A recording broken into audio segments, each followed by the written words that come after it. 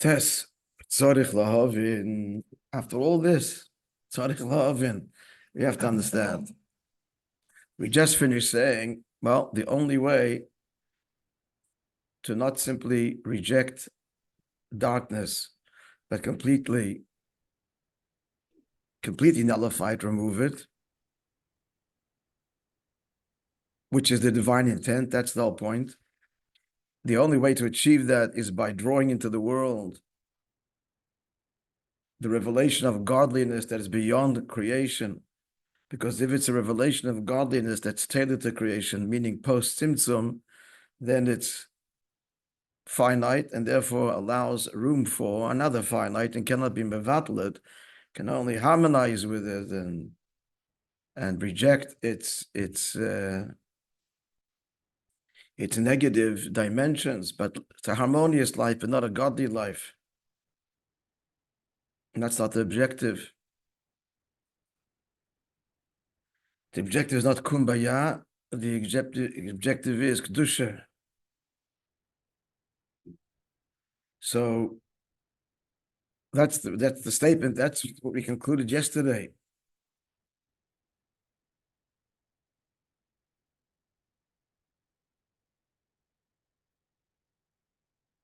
Important to remember that the lower revelation is novel. It's ischachus. Harmony is not natural.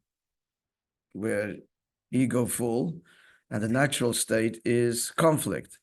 But then realizing we all come from a common source and so on, so that will induce harmony.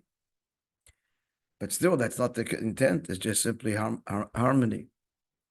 All to live together on a kibbutz. That's not the kavanah. The kavanah is kedusha. So now comes the tzarich lahavin.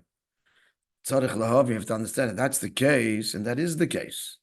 The lachoshech would appear we have a problem, and that is the kivim shemitzad the loydes.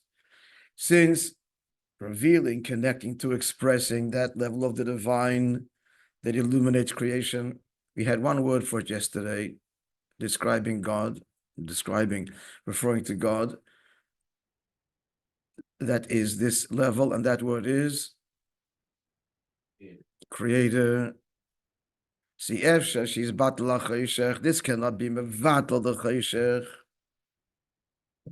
The ego, Lachoshech, the ego, can't be in this battle. The ego is set aside in face of the light. That's what a harmonious living is. It's basically selfish, but the realization for the greater good and where we come from and so on.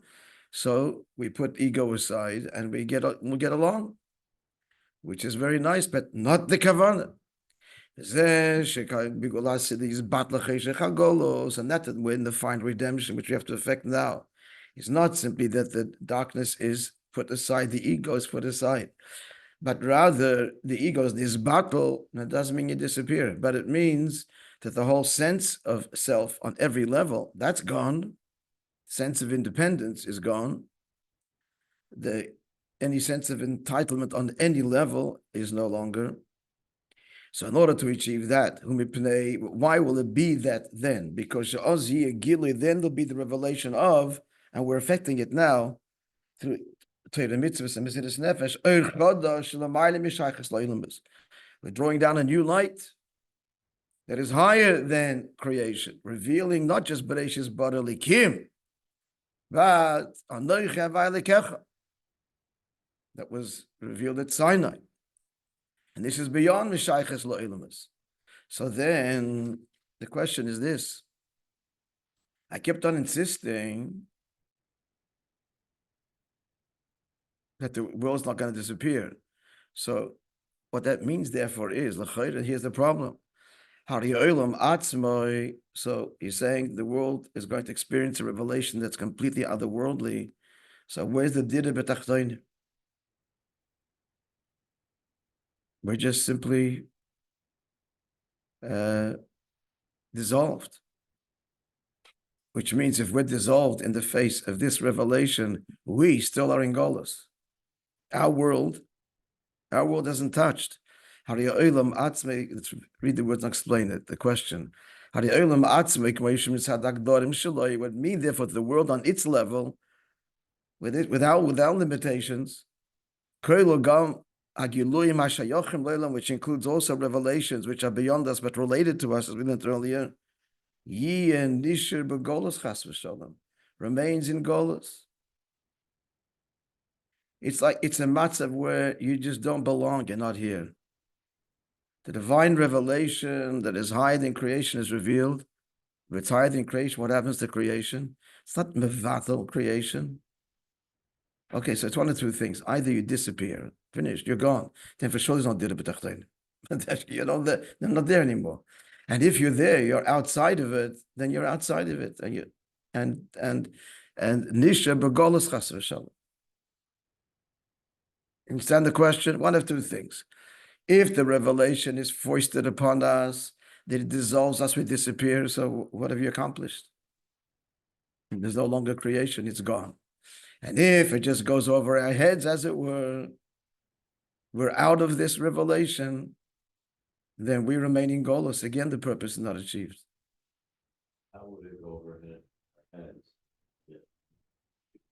How does it go over our heads? Because we're Gvul and this is Bli Gvul. And never the twain shall meet. Right, but the way describing the area of Bli Gvul, like that's so it means that the area of Bli Gvul is revealed. So the observer sees what? Area Bli Gvul. That look for us, nothing to do with it.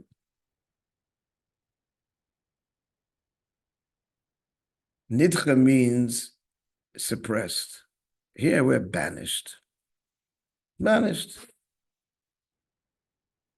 Nisha b'golus chas v'shalom. The observer seeing the revelation won't find us. So where's this? Where's Elam Hazeh? Not here. Not in this reality. It's another reality altogether. An altered. So there's no cheshech left, but I still have no shaykhs to the air. No, he's saying that there is the Choshech. The Choshech has no shachas to the. There's no Choshech. Yeah. The conundrum here is, I see, but we're struggling to understand is, it's like the Inyan of Choshech remains in Golus. The Inyan. Let's make it like a little bit cartoonish, comical. Not comical, but. So the way the shot is like this. So Mashiach comes, Lasid Lavoi. This is great revelation of Bli Gvul. Now, it's not something that Gvul can contain. So what happens? That's the end of Gvul. Yeah. It's, let's say, gone, period. Fundamentally gone. Creation. But the observe, what? Gvul has not been yet created. So No. What do you say? at the beginning, there's first the revelation of Bli Gvul. This is at the end, coming the end of Golus. This is the end of Golus. This is the Kavanah. The Kavanah is that there should be the Ira Kol Moishe should be revealed. So if that is revealed, he's asking, what's going to happen is that yes, the Choshech is not simply repressed, it's complete in this battle. It's complete in this battle. It cannot, I keep on saying it'll exist as a world because I was going really ahead to the end. Why? But logically, how could it exist? How could the world exist with its finite, with our finite limitations, intellect, body, everything, in the face of that which is infinite? So we're complete in this battle. So that means that the world itself, nishir b'golus chas v'shalom. So let me finish what I'm saying. So the person is observing all of this. Does he find the world in creation? No. But he says, looks in God's Torah, it says, there's a heaven and the earth, and keeps on reading about all these creatures and physical things. So where's all of this? They're not part of this, so it's still in Golus. That's all in Golus. Still there on some level. Torah says it's such a mitzias, but not part of redemption. Redemption is Bli Gvul and the world is Gvul. And again, the two are incompatible. Simple question. Gvul cannot receive, finite cannot receive Bli Gvul and remain Gvul. And if it either disappears It either disappears or it's just not in the picture. Not in the picture, which means nishir b'golus chas v'shalom. The Indian of creation remains in Golus. There will not be no change.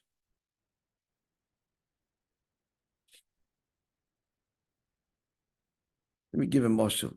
Try and give a moshel that will explain it. Maybe it's flawed, but it'll explain it.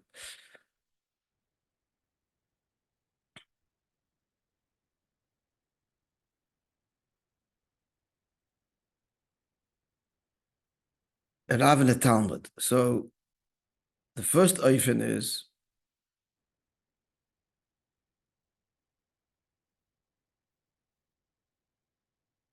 this is the Gili post Tzimtzum. So the teacher is explaining it's a novel concept. It's a novel to the student, but he's bringing it down to the level of the student, so that the student can understand it.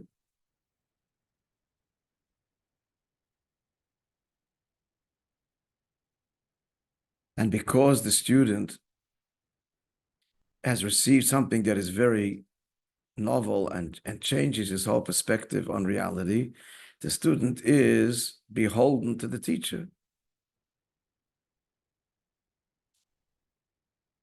It's thanks to the teacher that the student is enlightened, to the student who wasn't before. But in that situation, the student's seichel and this old way of thinking hasn't disappeared. It's just surrendered, as it were, to the idea that the teacher is taught. So it's nitche. The old way of understanding reality is nitche in the face of the new teaching. Make the motion further. The old way of understanding reality is more seductive because it allowed for much more selfish behavior. The teachers introduced this new insight as to what life is all about. So it demands much more harmonious behavior, etc. So good, the student has received that and is behaving appropriately. But the fact is, his old way of understanding the allure is still there because it's much more selfish and easier. It's easier. The teacher's new insight is demanding, it demands work and transcendence, etc.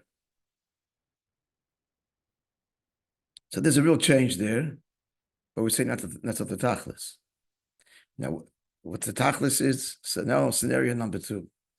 Scenario number 2 is the teacher teaches something that's completely beyond the ken of the student. Completely beyond. He's talking, but he knows this much he knows. It's totally beyond him. His teacher is talking. So he remains in the dark. He remains completely in the dark. He's silent. Okay, the teacher said, but he's nisha bagolus, because it hasn't come down in any way to be grasped by him. So even though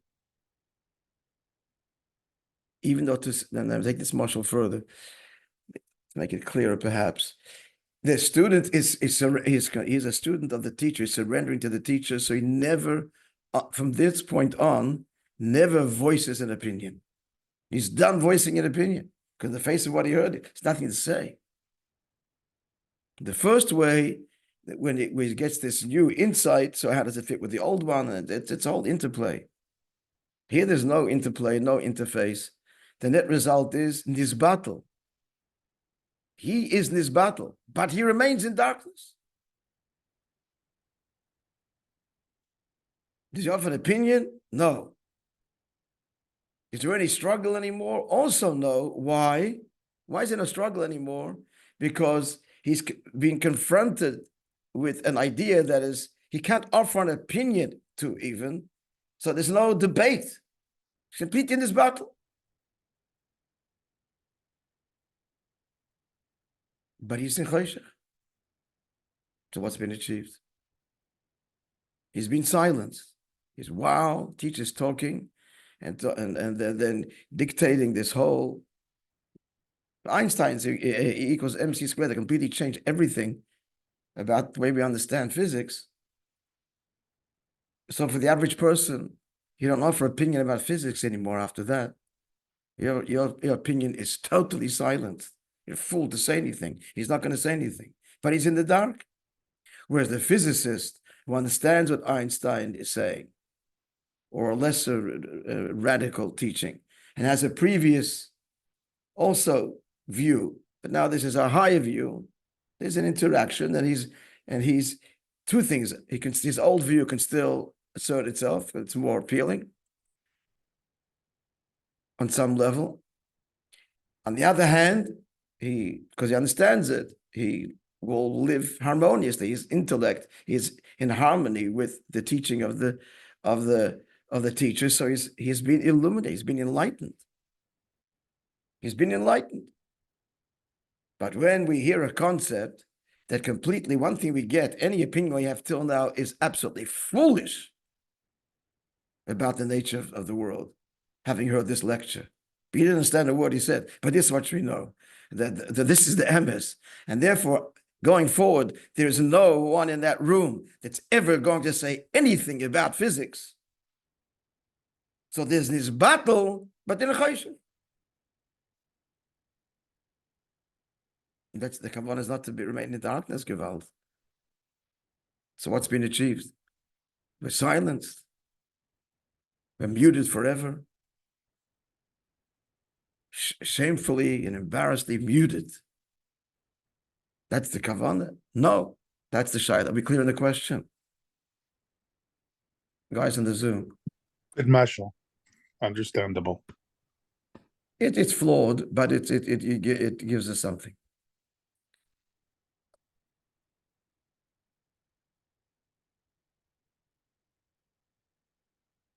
Yeah.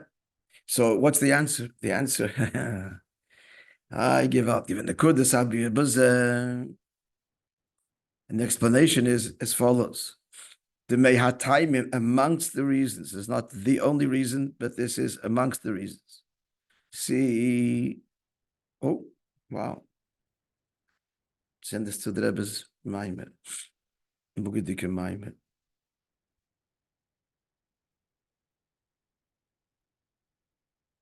Guess it looks like a Shavuos Maimer. Now we know Poshet Pshita Shamikra. Originally, the first creation was what, friends? No, it's a general statement. Pshita Shamikra. It's a general statement. And it means, as Rashi says, in the beginning of the creation of heaven and earth, the first thing to be created was, that's Pshita Shamikra. What did you say? Yeah. Light. What happened to that light? When did day and night start?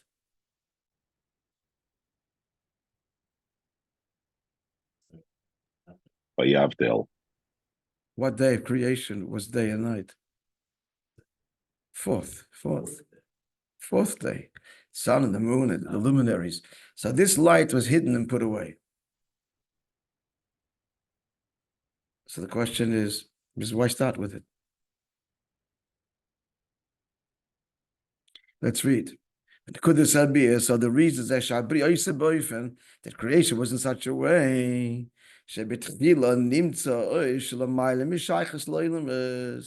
first God manifests a revelation. This is the way creation begins.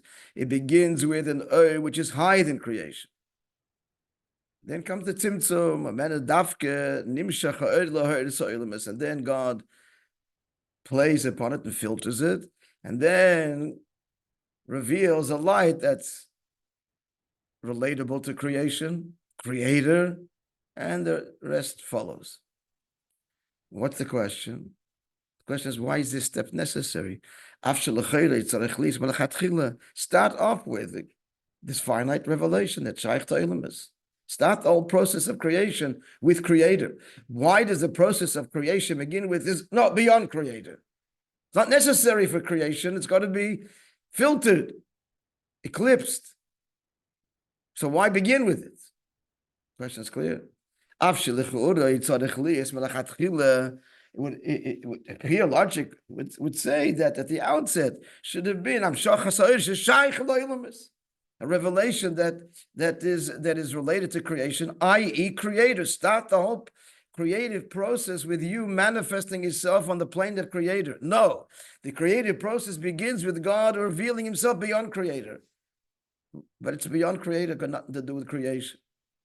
Oh, so the answer is it has everything to do with creation.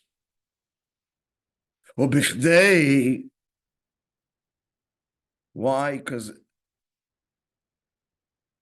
it's say in simple words, the Eibishter wants that the very first step of creation, factored as it were into creation because it's part of the process, is God beyond creator, which means that we are connected to that despite our finitude and limitations.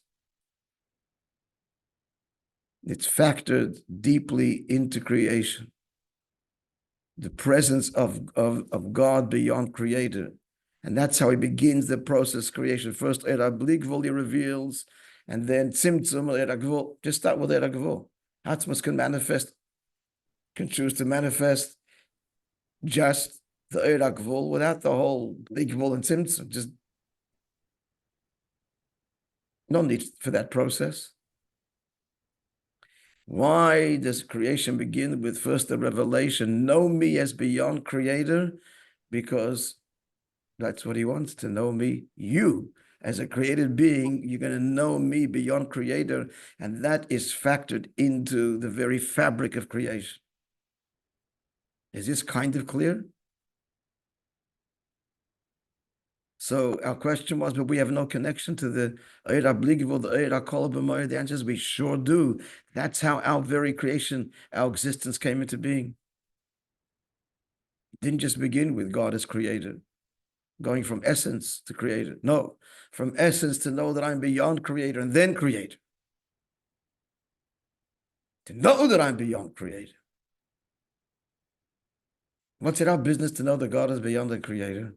We're in the world of creation. It's not our business. You think. The answer is, it is our business, because that's what Hashem wants us to relate to and experience and reveal down here. And therefore, he makes it known. Oida means gilui. He reveals and sets into the fabric of creation, ultimately the awareness, all waiting to be expressed, but the awareness and the experience and the revelation of Hashem beyond creator.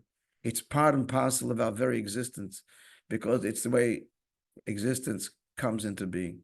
Not just came, but comes at every moment, ongoing.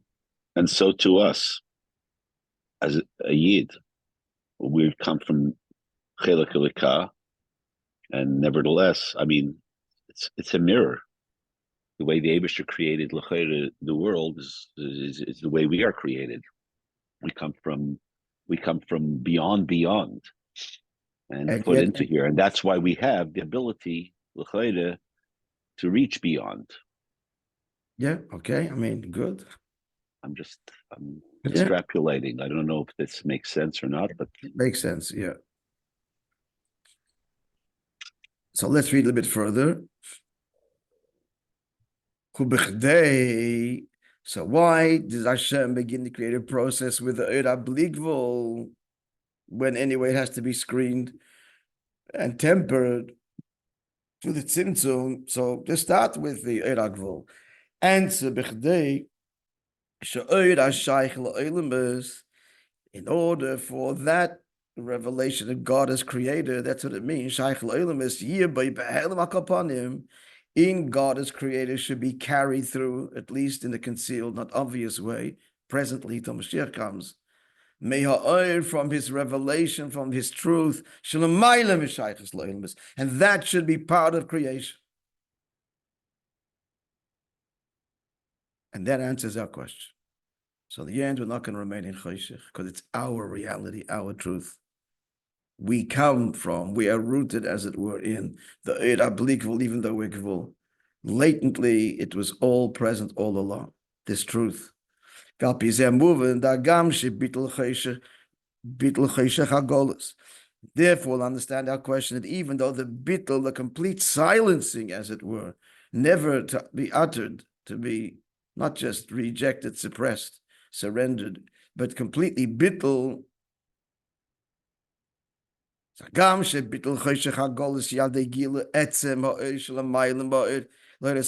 Even though what's going to be revealed there is a revelation beyond the light that illuminates the world and was beyond created, so therefore leaves us in the dark. Again, the Moishe, the student, okay, silent forever, would never dare offer an opinion about physics, having heard the lecture that he cannot begin to comprehend, therefore can't offer an opinion. But he's in darkness, become Malkim, that's in the Moishe. But nonetheless, this revelation will pervade and will be absorbed by us, absorbed by the student. Why? Because we have a connection to it. The teacher is not speaking something that I do not somehow deep in the bowels of my soul already know. Why? Because it's part of the fabric of creation. Because this revelation of the Etzem Ba'od,